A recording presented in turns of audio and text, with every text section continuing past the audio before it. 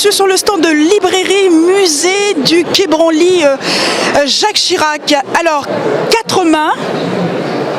Noir entre peinture et histoire. Voilà, c'est extraordinaire ce que vous avez fait à vous tous les deux. Mais j'aime bien cette notion de 4 mains, comme une partition. Mais cette fois-ci, c'est une partition noire entre peinture et histoire. Alors vous êtes remonté sur l'histoire subsaharienne. Comment vous avez imaginé... Allez, on va parler de données numériques, parce qu'aujourd'hui on est dans l'ère du numérique. Ces données, ce disque dur que vous avez retranscrit là, dans ce volume extraordinaire. Alors, à vous, Naël. Alors, moi, c'est Naïl Verndoy. Naïl.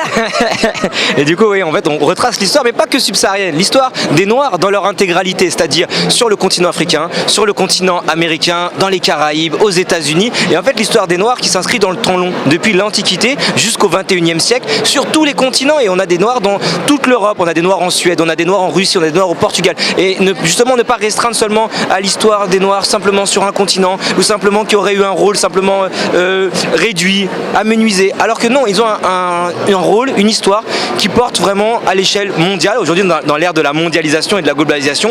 Et c'est important d'inscrire aussi l'histoire des Noirs dans cette mondialisation de l'histoire. Très bien. La singularité, justement, géopolitique et néopolitique. Alors justement, en fait, justement, l'objectif de cet ouvrage, c'est finalement d'apporter un message en faveur de la diversité. C'est-à-dire que, comme l'a rappelé Naïl, l'histoire des Noirs s'inscrit dans le temps long, et l'histoire de la diversité également. Et a fortiori dans notre pays, en France. Dans ce livre, on met en valeur des grands personnages qui ont fait l'histoire de France. Alors, Naïl, est-ce que c'est bien dit? Alors, c'est une façon de se réapproprier justement son histoire, je dirais l'ADN de nos racines, ce côté un peu collectif, aussi des archives qu'on a tendance à occulter aujourd'hui, n'est-ce pas? Bien sûr, on a vraiment voulu exhumer tous ces personnages. On a des parties sur des figures politiques noires du XVIe, du XVIIe siècle, des personnages que moi, historien, je ne connaissais pas du tout. Et c'est important pour nous de les mettre en valeur, de les mettre en avant et de montrer vraiment à la jeunesse, au futur, à notre génération, à notre culture, aux Antilles, en Afrique, en Amérique et en Europe, ici même en France présentement, de montrer que nous n'avons pas été que des dominés. Les Noirs ont aussi des dominants, ont été aussi des êtres neutres, mais qu'on a cette histoire qui est complexe, qui est plurielle et qui s'inscrit avec cette complexité et cette diversité. Oui, la narration de l'histoire de ces grands hommes. Alors en fait, nous, ce qu'on a cherché à faire, c'est partir de la petite histoire, de l'anecdote, et ensuite de mettre en perspective avec la grande histoire. L'objectif, il est pédagogique. On cherche à démocratiser au maximum les savoirs qu'on a accumulés pour la rédaction de cet ouvrage. D'accord. Comment vous avez travaillé dans des documents? Vous êtes parti d'un point A à un point B. Je parlerai même, allez, un peu de médecine. Faisons une radiographie cellulaire, neurologique, neurosciences même. Non, vous m'avez inspiré. Alors non, ouais, on a fait tout ça, mais on a surtout bossé le samedi à la bibliothèque, dans les fond de la bibliothèque François Mitterrand à Paris. On a vraiment exhumé des musées, le Mémorial Act en Guadeloupe, le musée du Panthéon National à Haïti, à Port-au-Prince, pardon. Et vraiment, c'est toutes ces balades et toutes ces rencontres à travers des tableaux qui nous ont permis de se dire, mais il y a une grande histoire, sortons-la de l'oubli, sortons-la du néant et faisons-en quelque chose, faisons-en une anthologie et créons un matériel pour les générations futures. C'est vraiment notre objectif premier. Rappeur Abdel Malik, dans son dernier concert, je crois que c'est l'enfant noir à l'épée. Regardant le nègre de luxe, est-ce que vous avez concerté, est-ce que vous avez vu Abdel Malik justement? Vous l'avez rencontré, je pense que ça l'aurait inspiré.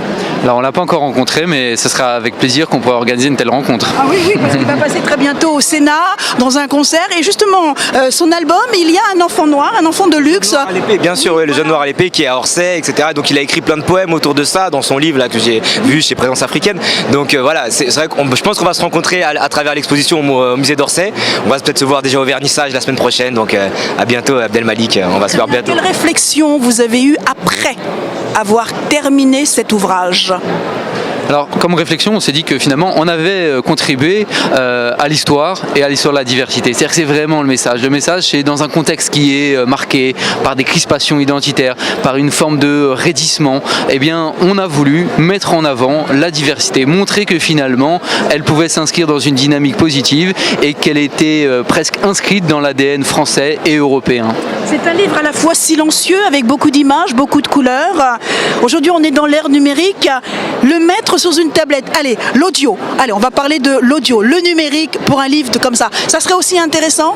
Est-ce qu'on perdrait un petit peu l'ADN quand même de cette lecture à la fois silencieuse et plein de couleurs? Alors on est quand même attaché, on est historien, donc on est quand même attaché à l'écriture et à la lecture, et je pense que c'est bien, on a fait des textes, c'est vraiment une volonté des textes simples, parce que nous sommes enseignants dans le secondaire et on a voulu que rien n'écarte nos élèves de l'écriture et de la lecture. On veut vraiment une volonté de démocratiser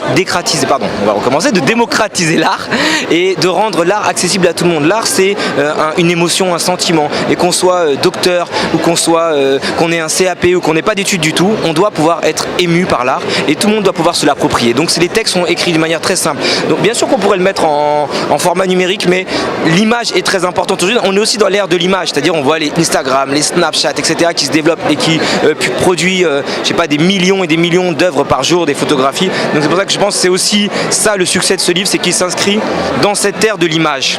Et voilà, en 4 mois, on est en rupture de stock, on réimprime la semaine prochaine. Donc je pense qu'il y a vraiment ce résultat et cette volonté d'être happé par l'image et après d'en tirer quelque chose, d'en tirer de la petite histoire, comme disait Grégoire, une grande histoire, la grande histoire du peuple noir. Oui, cette belle traversée. Voilà.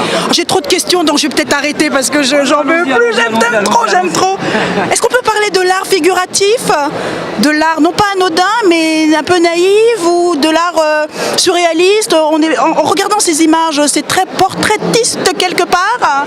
Effectivement, là encore, c'est la démarche. C'est-à-dire qu'on essaye de partir au maximum des personnages de façon à mettre en évidence la grande histoire. Et je pense que c'est une bonne entrée. Comme l'a dit Naïl, on cherche à démocratiser le savoir, on cherche à démocratiser toutes les connaissances qu'on a accumulées.